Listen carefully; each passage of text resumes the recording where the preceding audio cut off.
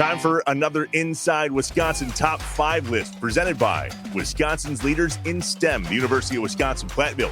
UW-Platteville's Environmental Science and Conservation program prepares graduates to lead innovation in sustainability and agriculture and conserve environmental resources right here in Wisconsin. Find out more at uwplatt.edu. I can't spell half of the words I just read, but go to Platteville and you'll have it all in your quiver. Perfect for you. All right. Top 5 list time. Can you spell STEM? STEM, although it's one of them deals that it stands for something. It's not STEM itself. It's like NASA, you know? In an acronym? An acronym? In an acronym, yes. No, just an acronym. I stuttered. Science, technology, engineering, and math. Boom. There you go. All of which are applied to the draft and none of it actually works. Yeah, but they do apply it 100%. Right. They apply all of it and then none of it works because then they're like you. They've got all this and then they go, but my gut says we should take Anders Carlson in the 6th round. That'll work out perfect. Yeah. Whoopsie. One of these days I'll get over that. I just don't know exactly. Not yet. Oh my gosh. All right, John, you're up. What's the top 5 list this week, man? We're going to go top 5 obscure Packer draft picks. Everybody knows Tony Madridge, right? Even if he was down there in the 20, everybody knows Aaron Rodgers. You know, yeah. Who else is great that we know that they took in the 1st round? The first round picks. Balaga was a 1st round guy. AJ Hawk, right? We know those guys all the time. I'd name all the wide receivers we did in the 1st round, but I don't know that there's any of those we go through. Juwan Walker. Yeah, and he had one really good season. Yeah, one, and then that was the end of that. So these are guys that people might know, didn't know they became Packers. They are Hall of Famers that people are like, wait, that he wasn't a Hall of Famer for the Packers. There's guys that people I don't think I've ever heard of. So there are some honorable mentions always, like the old Bears coach Dave Wanstead, famously drafted by the Packers. Oh, yeah, I don't know if you knew that. In 1975, didn't make the team. When the Packers won Super Bowl II and beat the Raiders, you know, their quarterback was the great Darryl LaMonica, the Mad Bomber. The Packers actually picked him in the 12th round, but he went to the AFL instead. So we're going to go with number 5. You tell me what you might know or not know. You ever heard the name Russ Letlow? Nope. So this guy was a 1st round pick, 7th overall, went to 2 Pro Bowls. You don't know him? What year? Well, he was their first ever pick in 1936. Thank you. Appreciate it. So slightly before 1983. Yeah, yes, that's the first Packer pick ever from San Francisco, Russ Letlow, and was a Pro Bowler in 38 and 39. I didn't even know they had a Pro Bowl in 38 and 39. But he did. But you figure if you get a guy that's your first pick, 7th round, and he gets 2 Pro Bowl, like that's probably not a terrible pick. That's a good pick. Right? I think we're good with that. Number 4 is Jim Burrow. Defensive back out of Nebraska. Back in 1976, they picked him in the 8th round. He played 3 games and then went to Canada.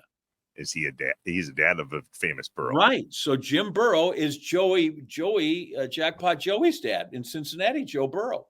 That's awesome. That's why he's on my list. Number 4, we love him. Number 3 is a great Hall of Famer, Buck Buchanan with the Chiefs. And I had no idea.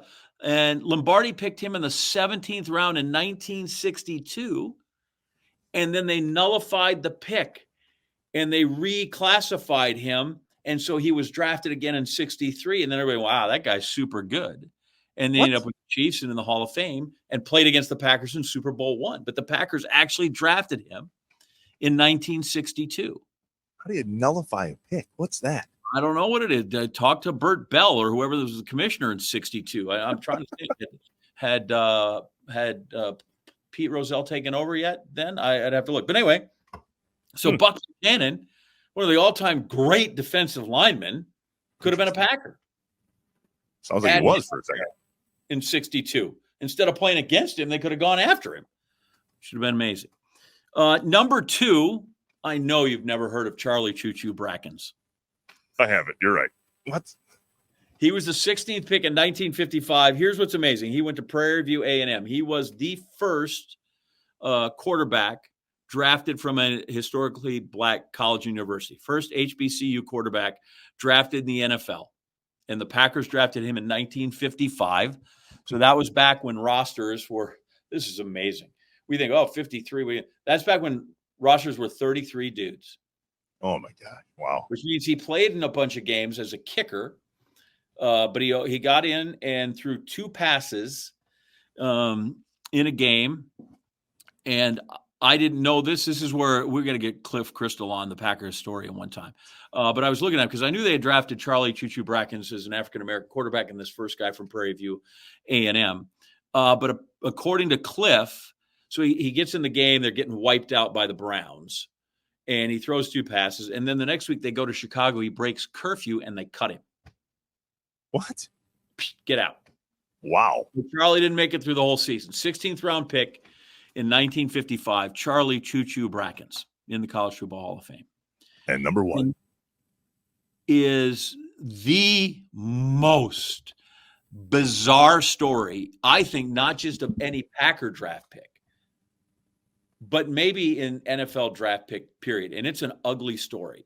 So we think of the worst pick the Packers probably ever made was Tony Mandridge at number 2, right? And it made it worse because Barry Sanders was number 3 and he went to the Hall. That hurt worse. Yeah, that's what it is.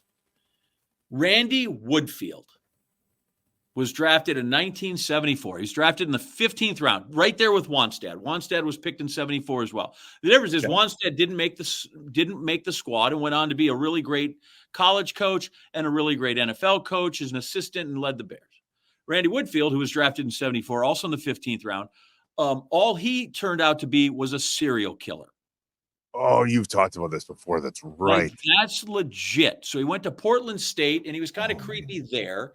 He comes to Green Bay. He goes through training camp, and then they kind of they don't know what they knew and didn't know, was that he kind of had this propensity to like to go and expose himself. And that was – so they kind of quietly ran him off. He played on a semi-pro team the next year or that year in like Oshkosh or somewhere, stuck around, and eventually – that didn't go well, and he became a little notorious for being this perverted guy, and he goes back to Portland. And then there's this series of brutal killings in Oregon. They called him the I-5 serial killer.